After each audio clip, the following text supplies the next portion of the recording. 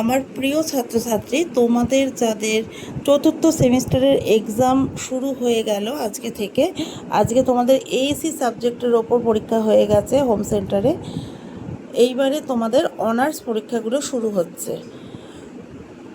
তো তোমরা যারা বেঙ্গলি অনার্সের স্টুডেন্ট আছো, তোমাদের জন্য বলছি আজকের DSCC5 পেপারের লাস্ট টাইম সাজেশান। এর আগেও আমি প্রশ্নগুলো নিয়ে চ্যানেলে আলোচনা করেছি এবং শর্ট প্রশ্ন ব্রড প্রশ্ন চ্যানেলে দেওয়াও আছে, তাও একটা সাজেশান লাস্ট টাইম দিয়ে দিলাম। যদি মনে করো তাহলে দেখো, ভিডিওটি ভালো লাগলে একটা লাইক দিয়ে চ্যানেলটিকে সাবস্ক্রাইব করে রেখো। এর পরবর্তী যে আরও 3টি পেপার আছে আমি বলে দেবো।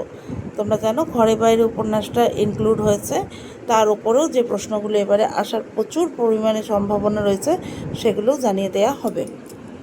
তো চলো, তোমরা বৈষ্ণব পদাবলী থেকে প্রথমেই করবে গৌর চন্দ্রিকা বিষয়ক পদ এবং গৌরাঙ্গ বিষয়ক পদ বলতে কী বোঝো, এই পদ দুটির মধ্যে পার্থক্য কী, এদের তাৎপর্য, বৈশিষ্ট্য এবং কবি কৃতিত্ব। ঠিক আছে। নেক্সট প্রশ্ন মাথুর পর্যায়ের শ্রেষ্ঠ কবিকে, তার কৃতিত্ব। মাথুর কিন্তু এবারের জন্য ভীষণই গুরুত্বপূর্ণ। তারপরে করবে পূর্বরাগ বলতে কী বোঝো, পূর্বরাগের বৈশিষ্ট্য, পূর্বরাগের শ্রেণী বিভাগ এবং চণ্ডীদাসের কবি কৃতিত্ব। আমরা জানি পূর্বরাগ পর্যায়ের শ্রেষ্ঠ কবি। ঠিক আছে। এইবার চলে আসো পঞ্চরস কাকে বলে, পঞ্চরসের যে উল্লেখগুলো করবে 5টি রসের, তার মধ্যে বাৎসল্য রস সম্পর্কে বিস্তারিত আলোচনা করো এবং এই পর্যায়ে শ্রেষ্ঠ কবি কে হলো।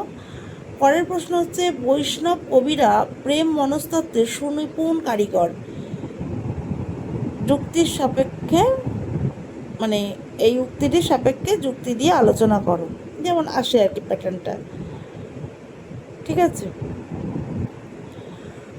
আর এইগুলো করলেই তোমরা মোটামুটি শর্ট প্রশ্নগুলো এখান থেকে পেয়ে যাবে 5 নম্বরের জন্য। আর শর্ট প্রশ্ন তো বিগত সালের যে প্রশ্নগুলো আমার চ্যানেলে আলোচনা করা আছে দেখে নিও। তাও আমি দেখছি লাস্ট টাইম আর একবার যদি বলে দিই। আর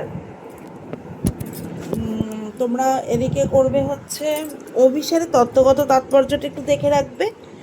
ঠিক আছে। আর 5 নম্বরে জ্ঞানদাসকে বিদ্যাপতির ভাবশিষ্য বলা হয় কেন, আর গোবিন্দ দাসকে বিদ্যাপতির ভাবশিষ্য বলা হয় কেন, আর জ্ঞানদাসকে চণ্ডীদাসের ভাবশিষ্য বলা হয় কেন, এই দুটো একটু দেখবে। ঠিক আছে। এই হয়ে গেল বৈষ্ণব পদাবলী। এইবার আসছি আমরা চণ্ডীমঙ্গলে প্রথমেই গ্রন্থ উৎপত্তির কারণটা করবে হলো। বড় প্রশ্নের মধ্যে তোমরা প্রথমে 2টো প্রশ্ন একদম ভিভিআই করে রাখো। সেটা হচ্ছে যে মুকুন্দ চক্রবর্তী এই যুগে জন্মালে উপন্যাসিক হতেন, যে প্রশ্নটা আর কি আছে, ওই প্রশ্নটা করবে। এতদিন ধরে তোমরা কোথাও না কোথাও ক্লাস করছো, সবাই এইগুলোর সঙ্গে পরিচিতি ঘটে গেছে এই প্রশ্নটা। আর উনি দুঃখ বর্ণনা করেছেন, কিন্তু উনি দুঃখবাদী কবি নন, এই একটা প্রশ্ন।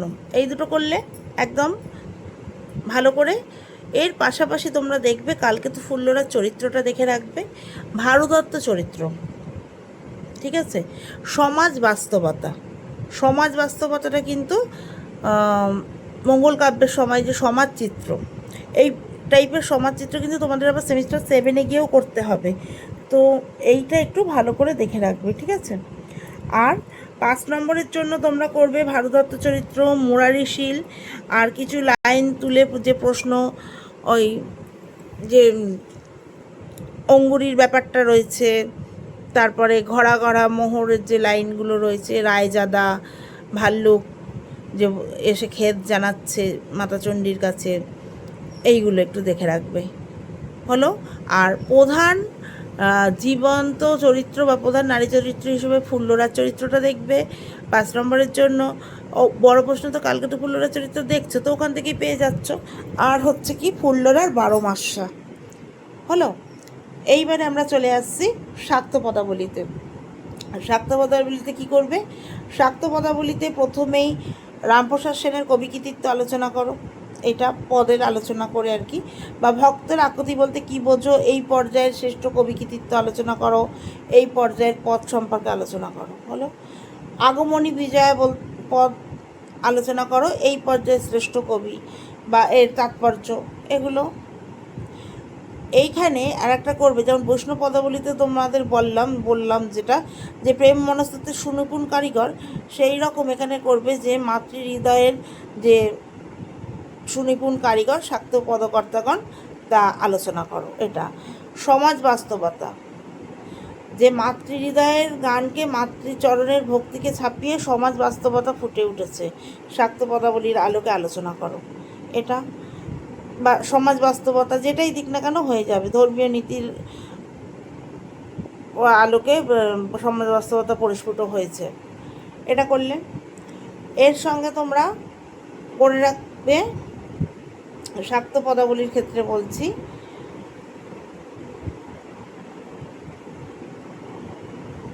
ওই মাতৃহৃদয়ের যে সুনিপুণ কারিগর যেটা করছো ভক্তের আকুতিটা আবার 5 নম্বরের জন্য একটু করে রাখবে। বড় প্রশ্ন করলেই 5 নম্বরের প্রশ্ন পেয়ে যাবে, ঠিক আছে? বড় প্রশ্নটা একটু ভালো করে রাখো, তাহলেই অনেকটা নাবি দিতে পারবে।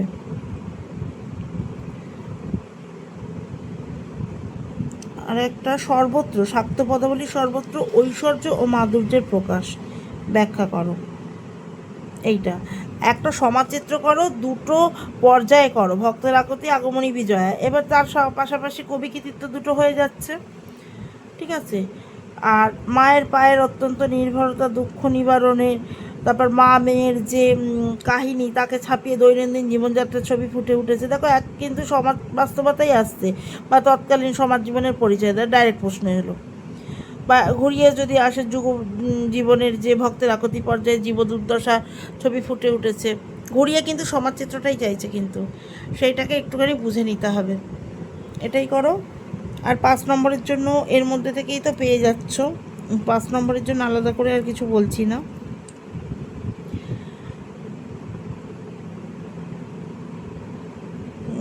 10 নম্বরের এগুলোই করো, এর মধ্যে থেকে এসে যায় বাঙালির ঘরের কথা বা আগমনী বিজয়া পদের বৈশিষ্ট্যগুলো, ঠিক আছে? এগুলোই দেখে রাখো, এর মধ্যে থেকেই কমন পেয়ে যাবে, কোনো ভয় নেই, কোনো কিছু নেই। এবারের পরীক্ষা আরও ভালো হবে, সবার জন্য শুভেচ্ছা রইল। পাশে থেকো, সাথে থেকো। আমি DSCC 6 পেপারের সাজেশনটাও খুব শিগগিরই নিয়ে আসছি। Thank you.